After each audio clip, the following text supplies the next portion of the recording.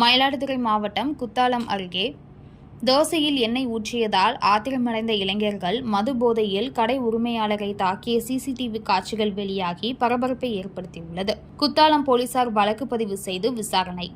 மயிலாடுதுறை மாவட்டம் குத்தாலத்தை அடுத்துள்ள திருவாலங்காடு பகுதியில் கௌதமன் என்பவர் அசைவ ஹோட்டல் நடத்தி வருகிறார். இங்கு சாப்பிடுவதற்காக கடந்த 9ஆம் தேதி 5க்கும் மேற்பட்ட இளைஞர்கள் வந்துள்ளனர். எண்ணெய் ஊற்றாமல் தோசை கேட்டுள்ளனர். ஆனால் தோசையில் எண்ணெய் ஊற்றி கொடுத்ததால் ஆத்திரமடைந்த இளைஞர்கள் ஹோட்டல் உரிமையாளர் மற்றும் ஊழியர்களிடம் வாக்குவாதத்தில் ஈடுபட்டனர்.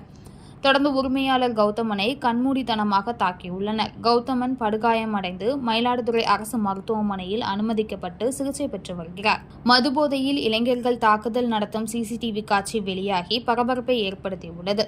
கௌதமம் அளித்த புகாரின் பேரில் குத்தாலவன் போலீசார் வழக்கு பதிவு செய்து திருவாடுதுறை பிள்ளையார்தோப்பு பகுதியைச் சேர்ந்த திவாகர், ராஜராஜன் மற்றும் சிலரை தேடி வருகின்றனர்.